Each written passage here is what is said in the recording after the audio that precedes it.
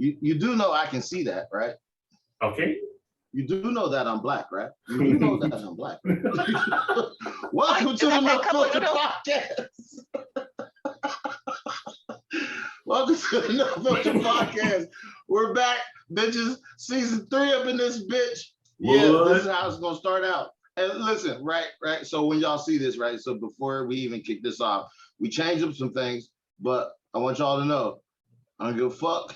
We was laughing when we came on, and we was having a conversation, and it ain't none of y'all motherfucking business. So when you fucking call me asking me about this shit, don't be like, what was y'all laughing at? We was laughing at you, nigga. That's what the fuck we was laughing at. Anyway, so today, y'all, and we're gonna need some feedback later. You know, y'all let us know how y'all like what we do, and you know, we're not gonna change it. By the way, we just want to know if y'all actually like it. We don't really care, but we want to know. Kick it off, Vinny. Introduce it. Ladies and gentlemen, first of all, I'd like to apologize for Mr. Mookie not hitting the record button because we were cutting up and having a good time. But today we are going to discuss somewhere between 1850 and maybe the 90s or the early 2000s, how whitey stole black music and all music, actually. All the way up into yesterday. Oh, okay. All right. I like that. I'll take that.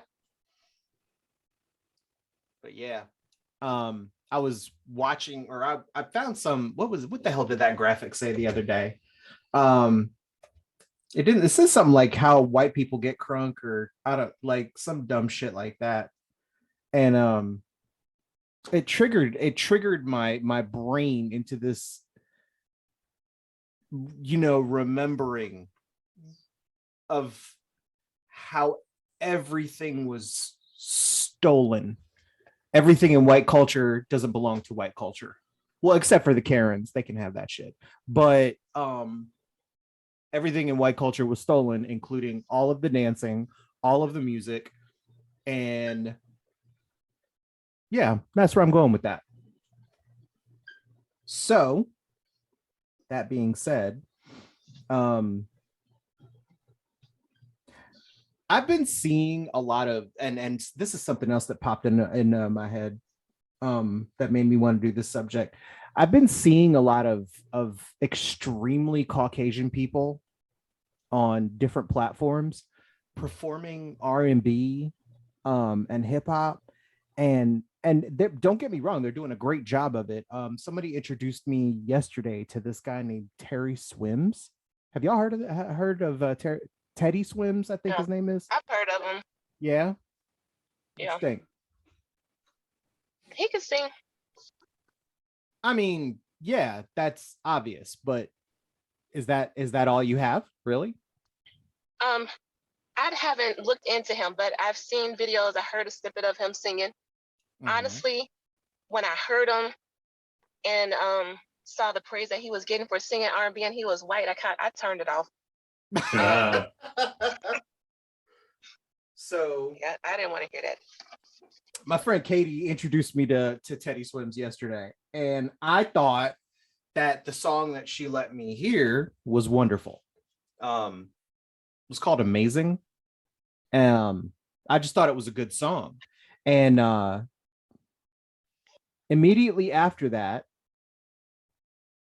this other artist came on. It was Alan something or other, or something Alan, and it was a white dude. I think he had dreads. I couldn't tell by the picture. If not, he just looked ratty. And he was singing a Bob Marley song in a white bitch in a coffee shop loving that shit kind of way. And it annoyed the hell out of me. And so all of these things led us to today, where we're talking about, just for instance, how you can hear the original Swing Low Sweet Chariot in Sly and the Family Stone.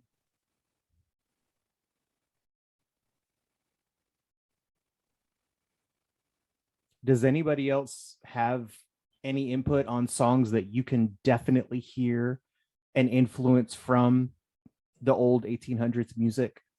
Or even as far as blues go, because blues is literally the birth of every other kind of music that we listen to at all. I even think it shares some roots with Latin jazz, which is eventually became to known as what my people listen to.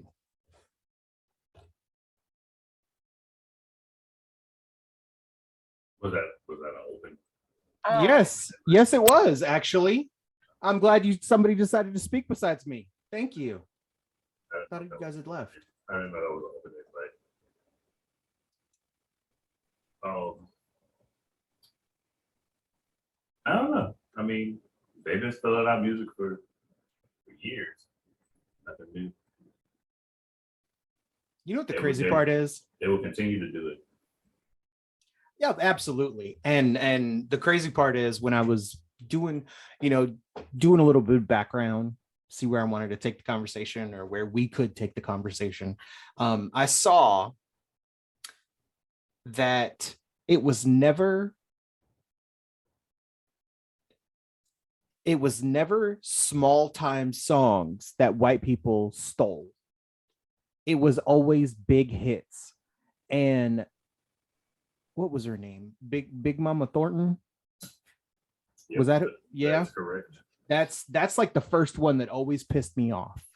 That was the one that I was just like, and I didn't know about it until much later in life when I actually started to educate myself and didn't know that Elvis Presley didn't write or come up with most of his own music at all. His dancing. Did you say most of or all of? I think there was one song that was written by a white guy for him, and that's why I can't say all. But that's still not him writing his own stuff or even being okay, inspired. Then we can say all. Yeah, you're right. Right. But I don't want to. If I don't have a fact, I will not use finite language like that. Just because I don't want to say something wrong, and somebody goes on a tirade for a half hour telling me how wrong I am. I'm sorry, I had to do it. But okay. No, what? Who said it was you? It could have been Moot. So yeah, it's okay. I know. Look, it's gonna be okay. I promise. Damn, now I forgot what the hell I was saying. You were talking about Big Mama Thornton. And thank you. People music being stole at the height of the black people's popularity because white people didn't want their kids dancing to black people's music. Thank you. That was putting it very succinctly. Also found out that Led Zeppelin's entire catalog was stolen. Rolling Stone's entire catalog was stolen. The Beatles' entire catalog was stolen. Rolling Stone's catalog wasn't stolen. That's not true. Okay. It's not theirs, but it wasn't stolen. Would you care to expound upon that?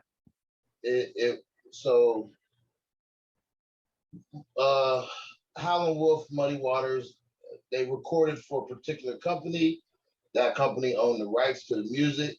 Those rights and the intellectual property involving those rights were forfeited by said artists for years to come, which allowed other artists to play their music and in a more accepting aesthetic. You mean that's what we're going to say? So the white people could like it? Is that what more accepting is? No. It wasn't a matter of white people liking it, because white people liked the music that they were hearing. Obviously, what I'm saying is when these things were happening, it wasn't so much the music itself. it was like you're talking about segregated times and things of this nature, and who's going to be on what album covers and how you're going to sell these things, and niggas not allowed to fucking, you know, make a particular type of money. Like so far everything we've talked about is pre-civil rights. Yeah, absolutely. See what I'm saying? So, right, like at the end of the day, like, nah, none of these things was cool. None of them things was okay. So you run into the problem of, you know, the white folks that heard this, they like, okay, cool, boom, let me record you. Niggas not knowing no better, recording it, signing over all motherfucking rights to every fucking thing they could possibly ever receive from it. And now the complete and total ownership of the music belongs to the white company that they signed the rights over to. And now, how do you present this during racial strife in the world? Not even just America. You put a white face on it. So that white face now fits the aesthetic, but the music itself still sounds soul-filled. See, that's exactly what I think is happening today. Too many Exactly that. It's not exactly that, because we're not talking about folks giving up all rights and claims to their music.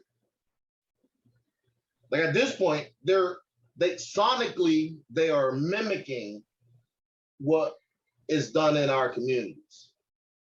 But prior to that, Black folks was actively recording songs, not being paid, putting them out, being on the Chitlin circuit, touring with this music, white people listening, but you're talking about segregation. So in the North, where folks weren't allowed to be, in the South, where folks weren't allowed to be together, in the North, where folks weren't allowed to make no money, how do you put this out? You give it to the white guy, put the white guy on the album cover, let the white guy replay with the white band all of the notes and all of the chords, which there's like a little distinction when you listen to the two different versions of the songs. It's like a little timing distinction, because they're not playing from feeling, they're re-recording something that they've heard. So they put the bars and the measures together in the whole shebang. That's why it sounds a little bit different. And then they put it out. Yeah, like the clip I saw from the Little Richard movie. I haven't actually watched the movie, but I saw a clip where Little Richard was singing Tutti Frutti, and some white dude, who I don't know who he was represented as, was also singing it. And I just saw like the dichotomy, the serious issue with, and I hope there's not too much gravity behind what I'm saying, but I'm gonna say it. I see where white folks just do not belong in that world, period. They do not belong in the world of anything that has to do with culture from Black folks or POC, period. And it irritates the hell out of me. It just irritates me. I won't go fully down that road. Robin Thicke can sing, Justin Timberlake can sing, Justin Bieber can sing, Adele can sing, Eminem can rap. The fact that they are heralded as the saviors of a particular genre is where it becomes problematic. The fact that, what do you mean? Lyrically, Eminem is not better than Royce the 5'9". They're both from the same place. Both from Detroit. They homies, the whole shebang. They record together like since the beginning. Like Bad Meets Evil is Royce and M. But we've watched the trajectory of both of their careers. Royce is nowhere near the star Eminem is. That's weird. Justin Timberlake, fucking Justin Bieber, all of these folks run around rubbing elbows with Neo and Usher. But Neo and Usher are not household names the way Justin Timberlake and Bieber is. You know what I'm saying? Like, so I'm not saying that those folks don't have talent. I'm not saying they don't even belong in the genre. What I'm saying is they receive so much more for doing our music than we will ever receive. And then they don't even end up in crazy ass slave deals.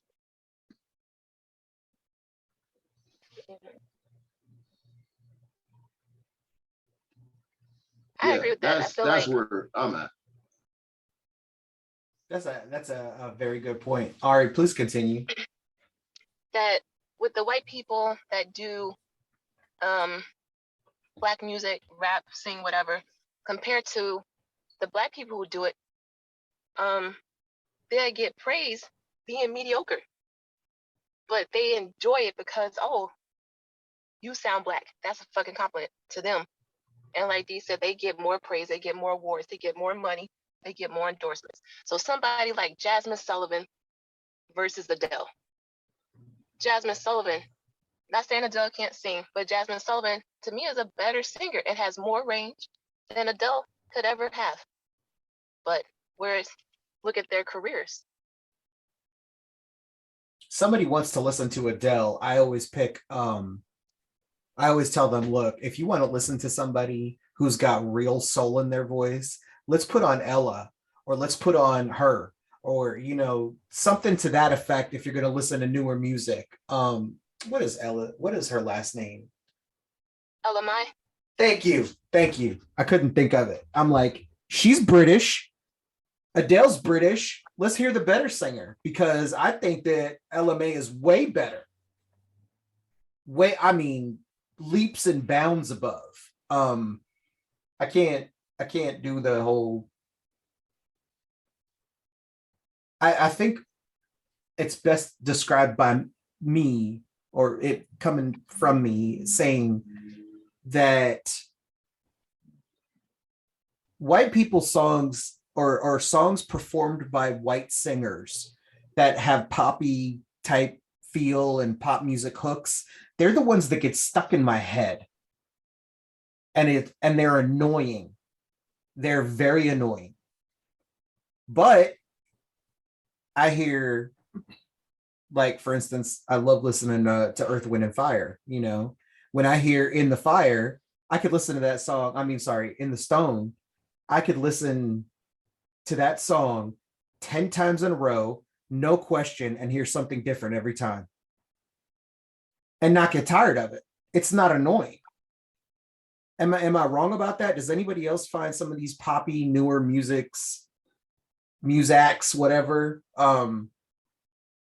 they just stick in your head? They're not really, they're just more annoying than anything else.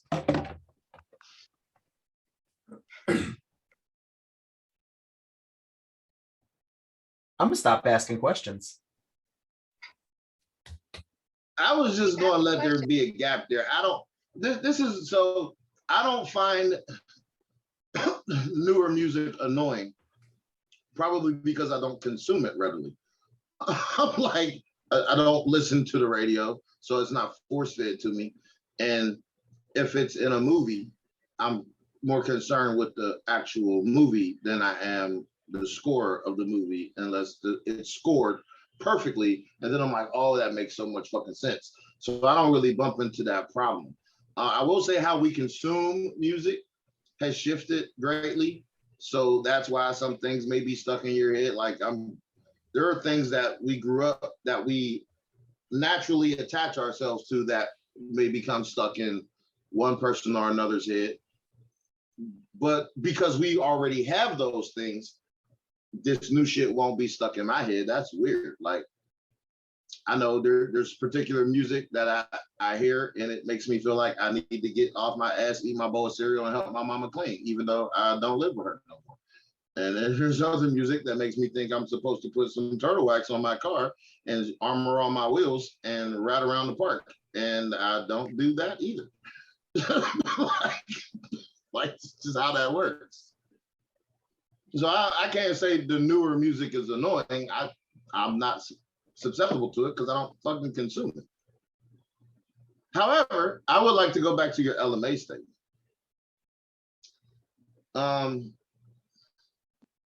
I would not compare LMA to Adele in any way, shape, or form. Why do you say that? Why? Z, the next letter in the alphabet, not the progression. LMA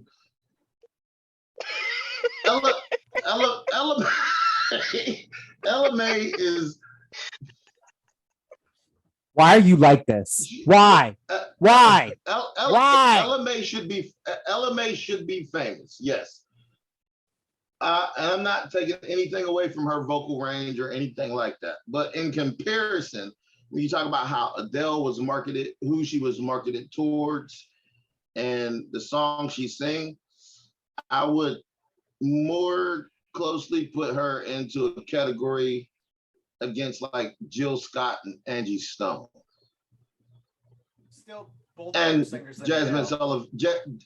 And Jasmine Sullivan, as was previously mentioned, but not so much Jazz because she's not a big girl.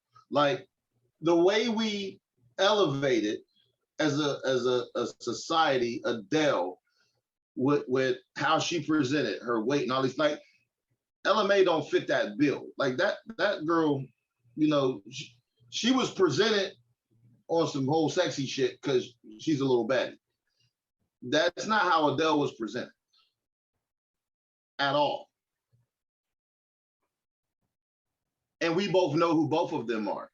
But if you ask somebody to fucking say an Angie Stone song or a Jill Scott song outside of the long walk or the walk or whatever, most people are hard pressed outside of the community.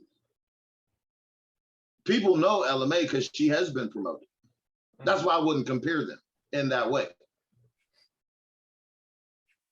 Like when I say Adele has received a benefit that she doesn't deserve, I'm saying that against somebody the likes of Angie Stone, who wrote the magnum opus that is D'Angelo's first album.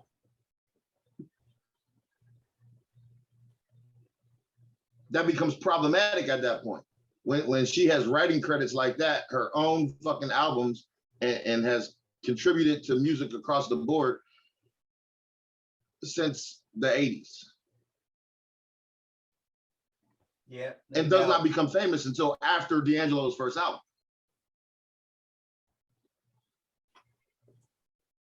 That's who I would compare Adele to. Like you know, LMA, she's poppy. They put her on the pop charts. They put her in pop rotation. However, you're not hearing Angie Stone and Jill Scott in pop rotation. That's not happening.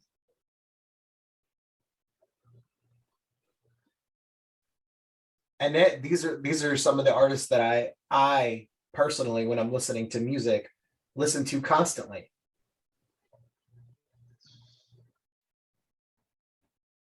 I mean, do you listen to Jasmine Sullivan, Jill Scott, and Angie Stone? That's what I'm talking about.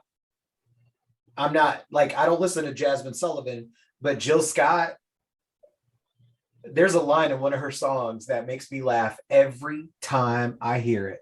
And it's the one where she talks about dragging her out in the middle of the street and beating your ass. Didn't I just say not the walk? That's not the walk. No, getting in the way. That's the shit. No, listen, that's what I'm talking about. The poppy songs that got promoted are not the songs I'm reasonably speaking about, because those women literally probably have about 15 separate bodies of work between them. Yeah, I would agree. And there's one song that catches on, and it's like, oh, well, no, they're getting their just desserts. When you got motherfuckers in the subway singing Adele with more soul than fucking Adele. Oh, I agree with that completely. But all I was saying was that part of that song makes me laugh every time I hear it. That's all I was saying. I'm sorry, I won't do it again. No. I was just like you made the comparison between, number one, LMA and Adele are both foreigners, and that's one of the reasons that they got promoted the way they both got promoted. LMA's a cute little broad. Like, just keep it a buck. So they marketed it in a particular way where, you know, we would consume the whole entire package, like the same way Adele was marketed to consume an entire package. But Adele she wasn't the looker when she fucking dropped. So how this chubby white broad end up being heralded for singing Black music in a way that Black singers have never been was more my point. Because LMA, the fact that we know her means she's a pop icon at this point. No matter if she's not pushed and elevated to the same level of Adele, she's still poppy as fuck. The bitch is she's from across the pond. We should know her. But we do. So she's clearly received the necessary elevation because she's not from here.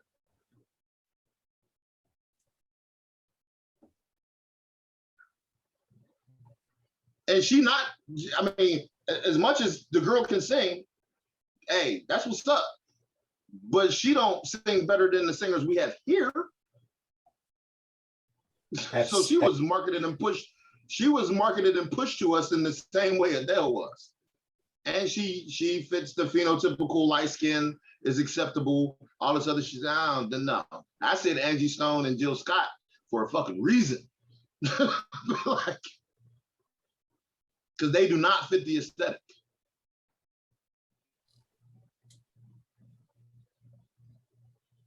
Yeah, and Fantasia. That's another one. True. She simply does not fit the aesthetic. And she a baddie, but she doesn't fit this. And this bitch won American Idol the year Jennifer Hudson was on it.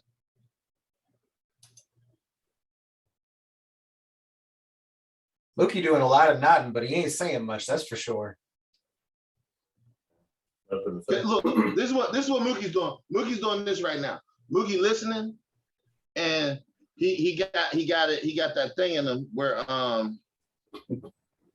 it's like when Little Richard, like, so you referenced Little Richard, right? So back in the day, Little Richard, he was a demon because he took gospel music and sang secular shit over it.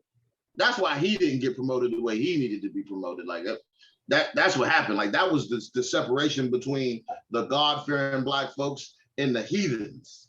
And when he joined the two, the God-fearing Black folks was like, oh no, you won't do that on our watch. Yeah, but Ray Charles did it too, and he was also No, listen, not in the way Little Richard did. Not even remotely in the way Little Richard. Ray Charles sang a lot of different shit, but Little Richard was something fucking else at a time when nothing like that even existed. Like he literally played the chords of gospel music that we were singing in church on Sundays and on Tuesdays choir rehearsal and on Thursdays choir rehearsal and on Saturdays prayer meeting and in Sunday fucking morning service and Sunday afternoon service and the Sunday late service. And then he started singing about shaking your ass to it. There was a clear division when that shit happened. And once again, we're talking about the ability for folks to put forth their product. This is a time when we did not have access to just internet and recording. It required soundboards, analog equipment, all manner of speaking. And we did not have the possession of those things or the revenue or resources to be able to do that, or the distribution and financing to be able to put those things out. Which is why they were signing those deals, not understanding their fucking rights, not understanding the long-term aspect of giving up your intellectual property forever. Like you're literally signing over everything you're entitled to a company for 20 fucking years and saying, okay, I'm agreeing to record for you exclusively for the next 15 years.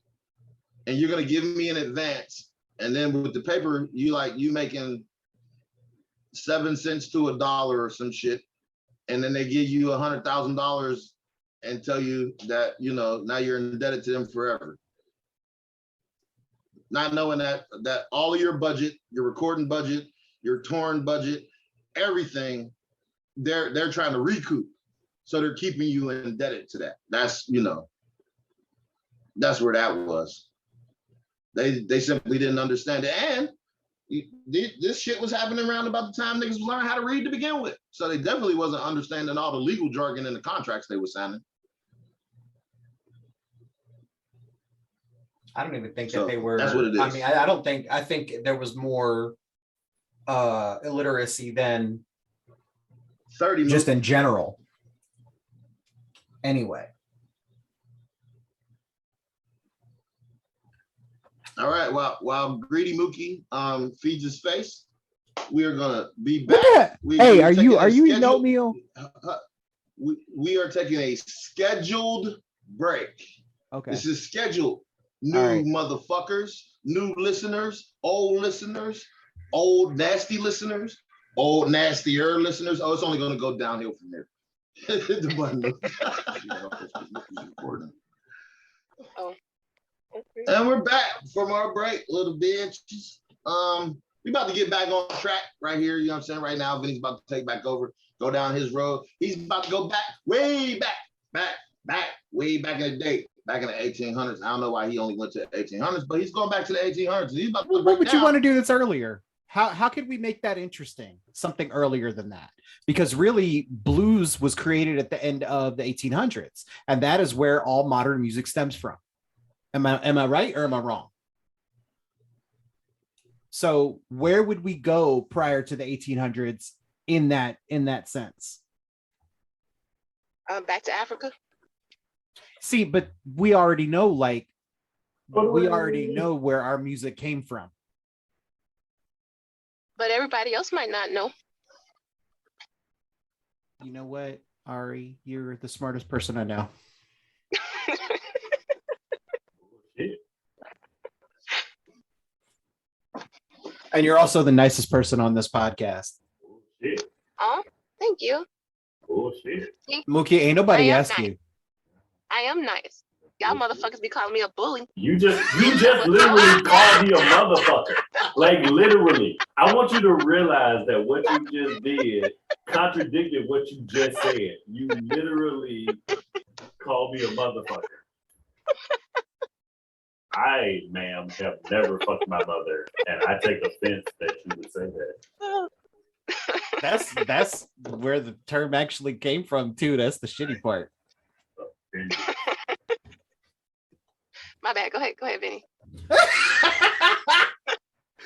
That was just, oh man. Sometimes life is good. Today is one of those days. So where was I? Oh yeah, I asked D a question and he didn't answer. Are we gonna pretend that white folks recorded history is how we're going to frame the narrative? Absolutely not. Why do you think the kind of music that I listen to is called Afro-Cuban? Well, I'm asking because your question distinctly started pointing out which music came first. So what came first? No, Jazz? that's not what I said at all. No, you absolutely said that all music came from blues. All What modern you music came said from in the blues. Yes. 1800, right? That's what you said. But are we going to say that when the slaves were permitted to have used and broken instruments, and they used to attempt to make their own sounds and grooves and melodies and melodic riffs with a guitar that maybe had 4 strings instead of 5, 3 strings instead of 5, which is where the music comes from, that they were playing the blues? Or are we just going to say that they were playing music? They were transferring and carrying on traditions that had accompanied them and comforted them for years. And all of the music kind of sprouted up at the identical time. Like you start talking about, like, what is jazz? What is the blues? Because if you're gonna put a price tag on it, what you said was a date, but that date is arbitrary because that's what the white folks said. Literally, Okay. now I'm gonna version. Now I'm gonna re-ask you the question that I asked you before. But I'm not gonna answer it. Then I'm not gonna ask it again. Okay. We can go down the blues road. Like, let's go down the blues road. Let's explore what the blues is. Let's explore how we got the term rhythm and blues. Let's explore why jazz is called jazz.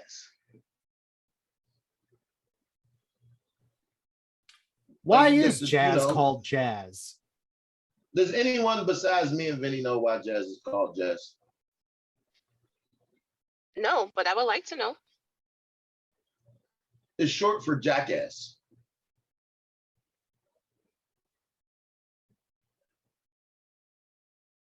Seriously? Yep. Yeah. Oh. That's what the white folks was calling the niggas who was playing the broken fucking instruments without any formal education on the instruments. Because you gotta figure, like, you have shit like the waltz and all of these, like, quote unquote white concepts of them playing particular instruments and large accompaniment type settings like symphonies and shit and orchestras. They were doing these things. So all during that time, there are Black folks around playing music as well. But you start talking about dates and times and particular genres, that's when you start getting into, okay, this is the white man's recorded history. So what are we really talking about here? Like, they say Beethoven did not write all of the symphonies at all. I believe it. He penned part of those symphonies that he is known for. Tchaikovsky, Bach, all of them, they did not write them alone. During those times, those white people had access to what?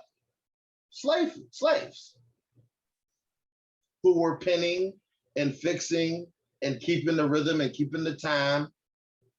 That's so. We just skip past all of that. I'm cool with it. I was just asking Vinny a question. I just wanted to know where we was going. We can talk about the blues all day, at least for the next 20 minutes. Which is technically not all day. Yes, I win. Once in my miserable fucking life. So, yeah, I was saying that in modern times, all music basically stems from the blues. I was not as versed in the European music as you are. So there's that. That's why I didn't approach that, because it's not something that I know about. And I didn't want to, like, you just taught me something that I didn't know. I did not know that those writers were accused of not writing all of their. No, I didn't say they were composers. Accused of anything. No, I know. Listen to what I said. No. We know this to be fact.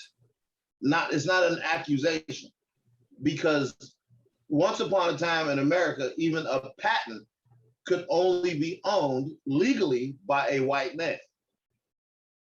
Like, we know this to be fact. Women were not allowed to write books. That's why you had women writing under pseudonyms that had men's names.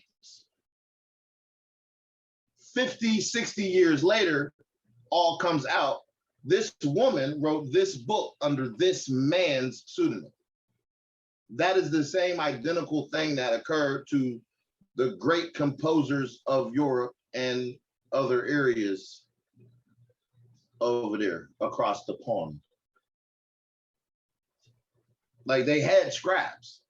Like, I know no one thinks Beethoven sat there, played that shit, wrote that shit, scribed it, kept a log of it. Like, nobody believes that. Nobody, like, everyone knows better. Like I would hope.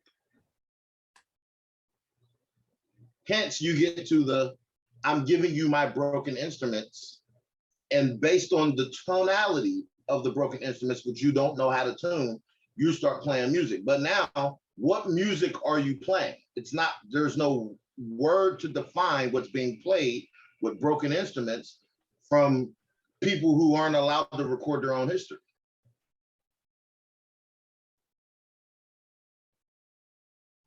Who were herded like cattle.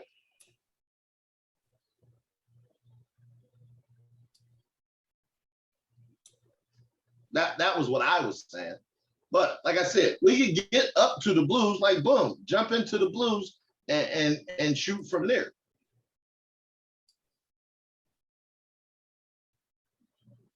Or You not. sure? You sure? Well, this is what happened. You said I said something, and I'm gonna always correct if you misspeak about what I said. You can say whatever you want, and they can be wrong as fuck, as long as you don't say I said. Okay, I'm with it. I'm down. I'm down like 4 flat tires on this one. So what we bluesing about?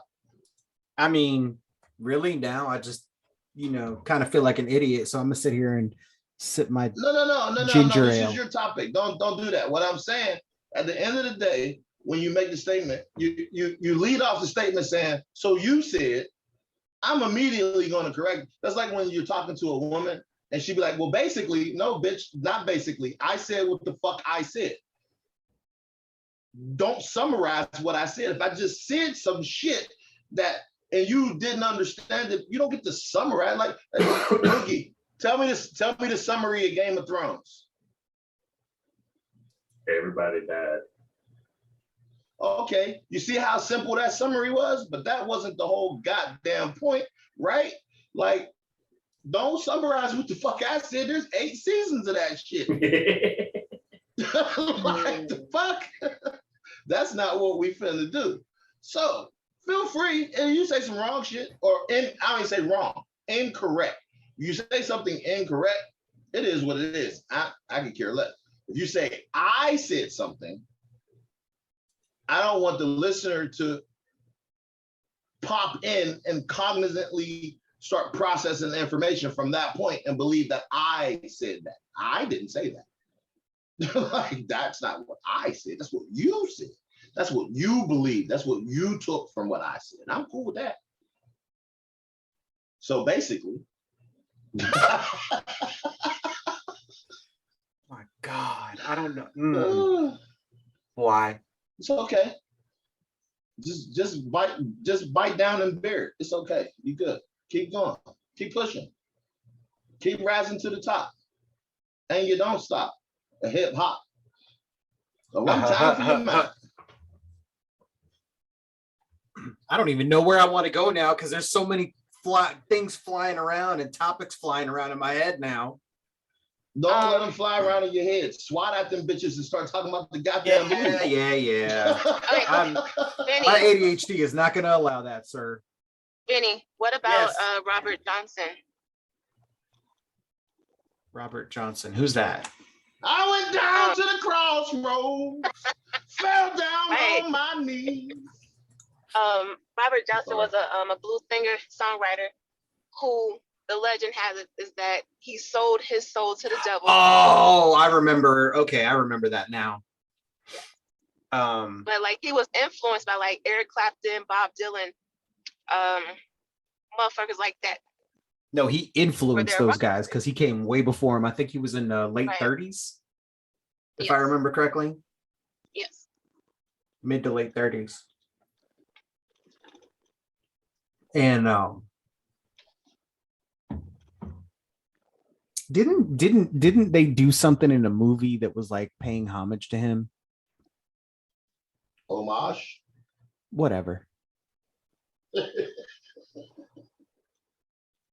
Listen, man, I'm a dirty spick. I mispronounce shit all the time and I'm okay with it. All right, let's just move forward. Don't be so hard on yourself, Benny. It's okay. Oh no, I'm cool with it. Like I cannot when you count and you say 1, 2, what's the next number? 3. Uh-huh. I can't say it without rolling the R in it.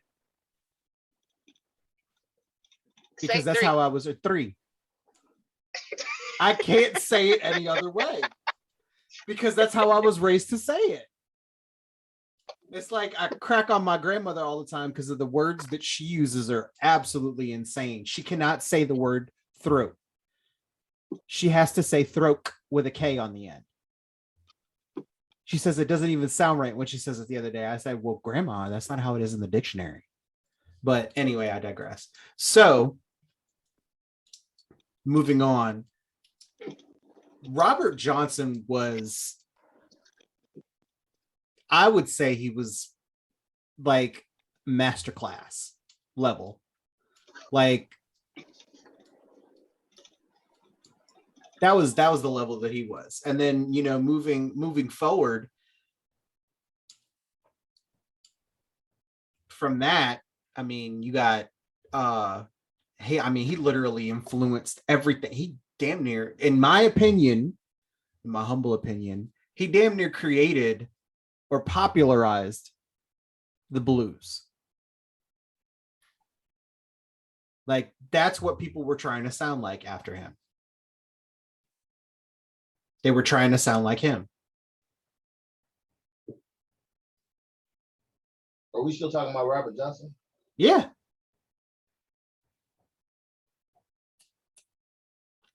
Wow. Okay. You know, I can't even think of his name. Might have been Duke Ellington or something. Who was the artist who, when he wrote his music, he put notes inside of notes so people couldn't copy his music? I have no idea. But that is, I'm sorry? She said he might know. Of course, but I'm not playing this game right now. It's not the game. I really can't remember. What? Come on, man.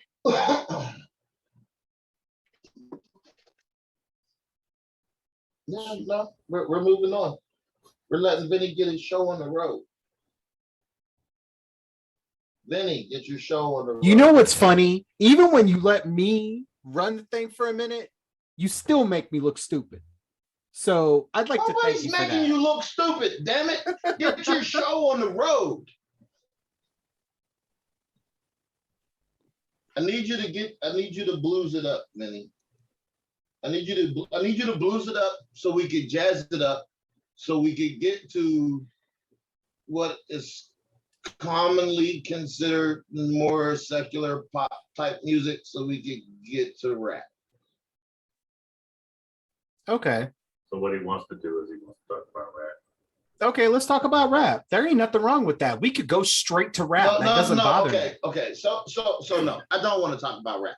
What I'm saying is, at the end of the day, you attributed the blues thing to a singular entity, when the reality of the situation is blues was born and bred in the fields of slavery. They were singing call and response music like this young man I met 20-something years ago. I would ask him to do some shit for me, and he would fucking get him and his cohorts, and they'd be like, Master got me working. Yeah, days never finished. And they would be doing that shit. And I would be like, yes, Mookie, I'm talking about you, bitch.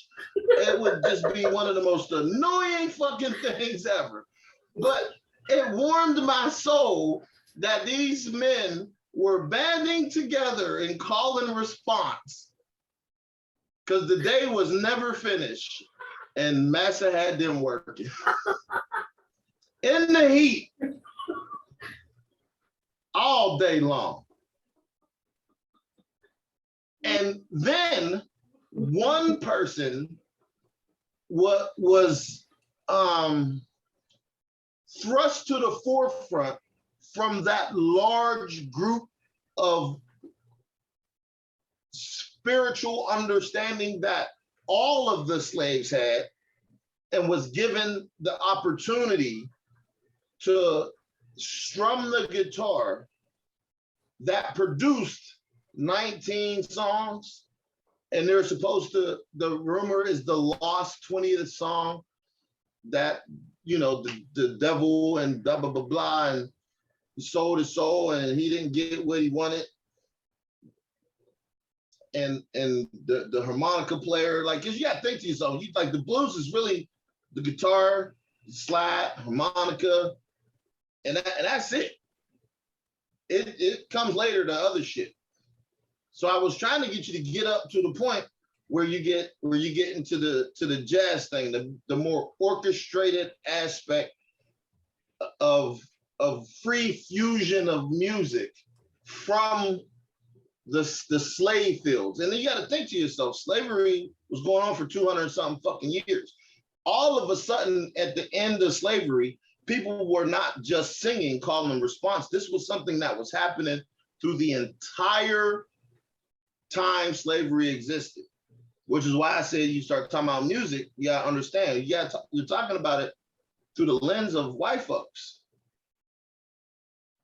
Like, it's really hard when you start putting dates on things to start talking about it, because prior to 1860 something, niggas was getting counted like cattle. I've seen the paper, Mookie. You've seen the paperwork, I showed it to you. I saw it. Right. We were effectively cattle. When you died, you were willed as belongings to a child, another child, belonged to the plantation that you was on, shifted, traded in plantations during the marriage, the whole shebang, listed one male buck, female heifer, 4 buck children. Like, yeah, that's what happened. Those folks were singing and playing instruments. That was the blues. It got called the blues because it was so melancholy and sad. And the folks were singing about their fucking pain because that's all the fuck they knew. That's why I was like, it's not like, I'm about singing about my girl because my girl left me. Nah, I'm singing because this master just fucked my wife and sent this little yellow bastard in the house and sent my wife off to get ripped apart by the fucking get quartered off with the horses. So I'm fucking traumatized. That's why I'm screaming at the top of my lungs, but the tone of my voice and the pain that I'm feeling is being sheared across the entirety of the plantation while we out here in this field working. And we're gonna get through this day, because like Mookie used to tell me, days never finish. Master got me working. Master wants to set me free. Look, you was an asshole for that. I was so not cool, bro.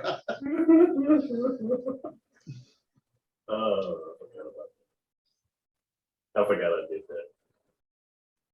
that. I didn't. I think about it every goddamn day.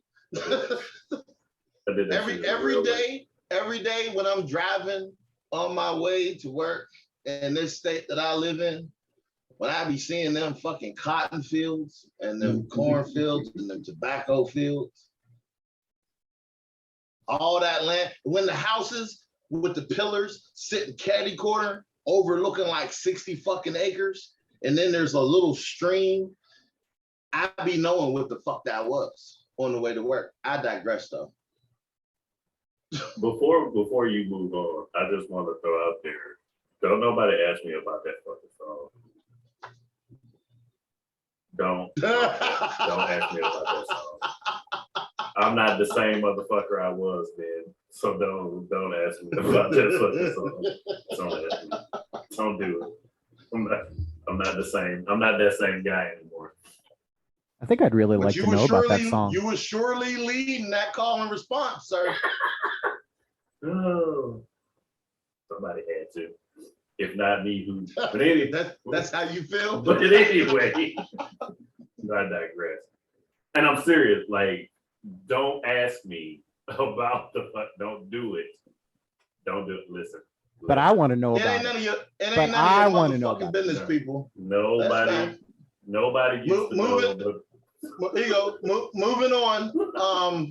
So now we're at jazz, and we're having a drug fueled experience. Wild chords, wild notes, just going crazy with what we're able to play. We've learned to control a little bit more string wise and horn wise. We've been allowed to learn a couple things. So now you're gonna throw some horns out here and do your thing. And we get the greats like, Miles and Dizzy Gillespie and all these folks.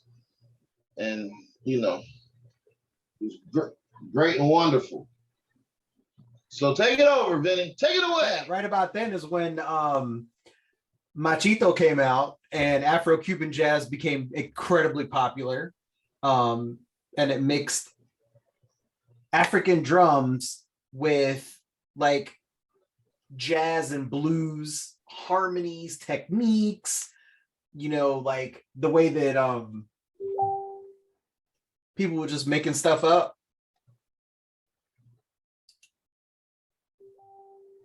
What is that? That's my bad. That's me. Okay. Sorry, I thought maybe I was getting like a shut the fuck up timer or something. I don't know. Sure, but I always find it very impressive that that our music evolved alongside of each other. So I've always really liked that because jazz and Latin jazz came together, and I always thought it was a great culmination when there's a group out of Puerto Rico called Fania All Stars, and Stevie Wonder played piano with them on a track, and I will never forget it because he wore that piano down.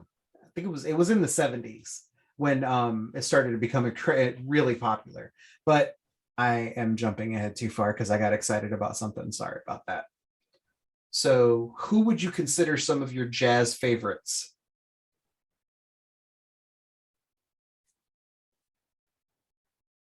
Well, I'm gonna throw it out there. I don't really consume jazz enough to say I have a favorite. So that way I can just say I did answer the question. I guess that's okay. That was my answer. Sorry. I got you. I don't consume it enough to be like, oh well, I know this and this person. Because I know you could name a jazz person right now, and I wouldn't be able to tell you who it was. Well, Dizzy Gillespie was actually one of the he was a huge influence in not only in jazz but in Afro-Cuban jazz as well, in Latin jazz. He had a percussionist, and that percussionist kind of split off and started to do his own thing with Latin music, and then it progressed from there. And that was in like the late 1940s, I think, if I'm correct. Yeah, because that's when Dizzy Gillespie was popular. So I feel like I'm talking to myself. Well, you're talking educating to the us. listeners. Yeah, you're educating and we're listening. Oh, Yeah, you're educating. We're listening. okay. You're not gonna talk about Tito Fuentes? Or what? Come on. That's later. That's later. We weren't there yet. Tito Fuentes comes much later. We're talking almost 20 years after that. So, but you're talking like early Latin music gave birth to, or early Latin jazz gave birth to a style of music called bolero, which is like slow music. And then my personal culture's music, Puerto Rican music, is something called plena, which is really just a bunch of drums.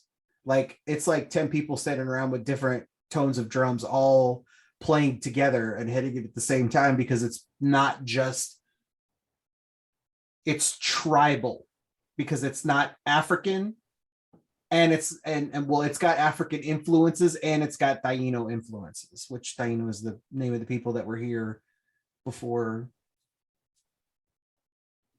you know, like that's who Columbus met when he stole the country. So according to the white man. Go ahead. what do you mean according to the white man? Go ahead, man. You gonna tell me that Taino Indians weren't here, or Taino natives weren't here? Man, go ahead. You going down the road that we don't want to go down. Anyway, You seen that, right, Mook? Right. No, the time thing. Yeah, no, I seen it. Oh Okay. shit! No, I didn't see that one. Yeah, now I see it. Okay, yeah, fucker. My bad. Jesus.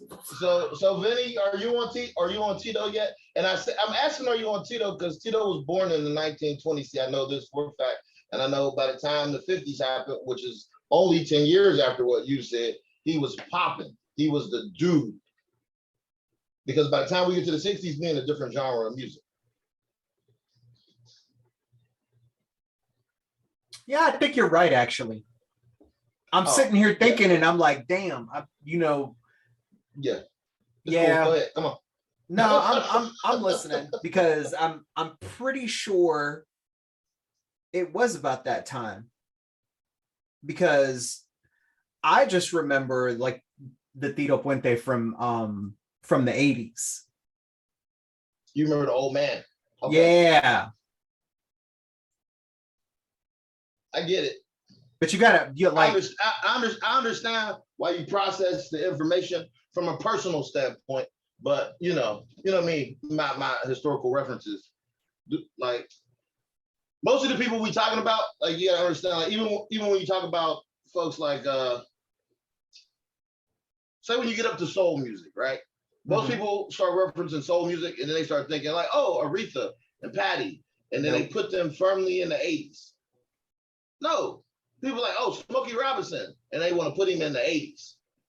No, don't work. Smokey Robinson been making music for fucking goddamn 60 years, 6+ decades, period, point blank, across the board. So because you come in on one of those later decades, that is not where it starts. yeah, I'm gonna have to agree with that. Yeah, it's all good. We don't need to get, look, honest to God truth, we don't really need to get the rap. We just need to understand that the music that has been consistently made by Black folks has been stolen and appropriated in ways that Black folks have never really benefited from the music that defines our culture up until you get to about the 90s.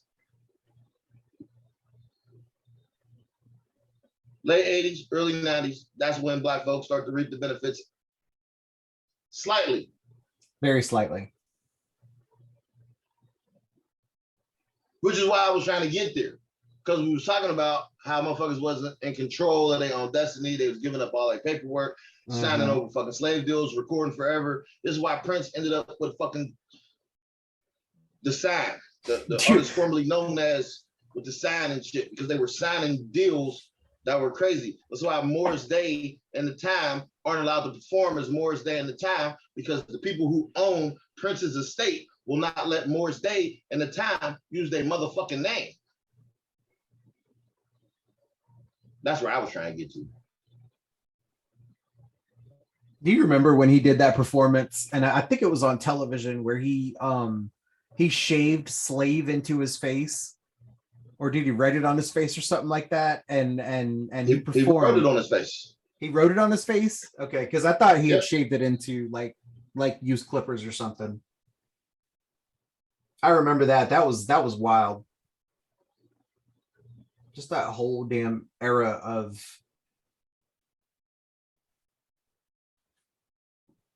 I mean, there was really like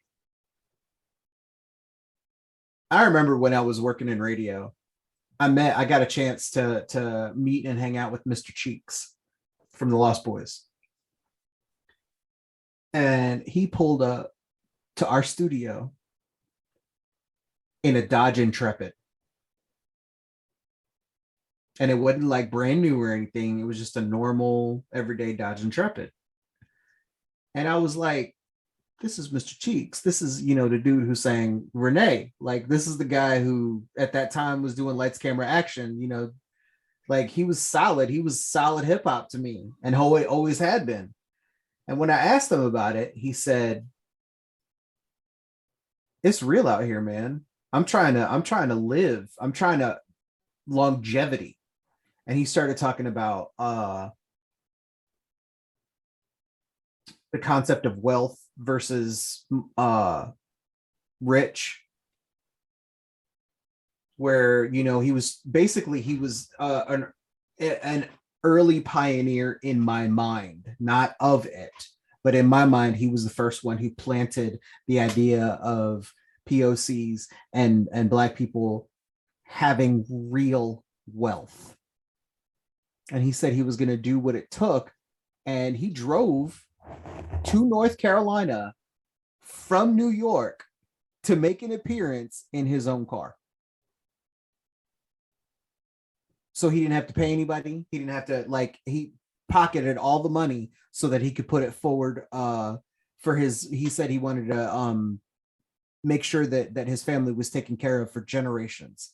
And I was just like, but that conversation led into him telling me that the only way that he made any real money, and this was in the early 2000s, was doing shows.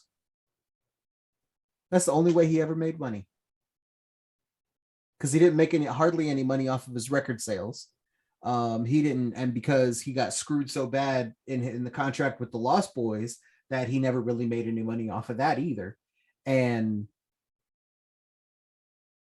like, it was just interesting to hear somebody who I looked up to as somebody like a real hip hop artist, you know, like just driving to North Carolina from New York in a Dodge Intrepid to do a show. That always killed me. Like, that should have never happened. I know almost every damn word to Renee, and it's one of the classic hip hop songs in my mind. Like, that's legitimately a real storytelling song. It's somebody that I happen to get a chance to meet. That's why, the only reason I have that story. You know, I got a chance to meet other people too, and it just really shocked me what some of them, you know, sometimes, I mean, that Mr. Cheeks story is the only one that really stands out to me though, because him talking about how he just didn't make any money unless it was with shows. And that's, I mean, from what I understand, that's always the way it's been in hip hop. That's the only way they get paid is or make real money is touring.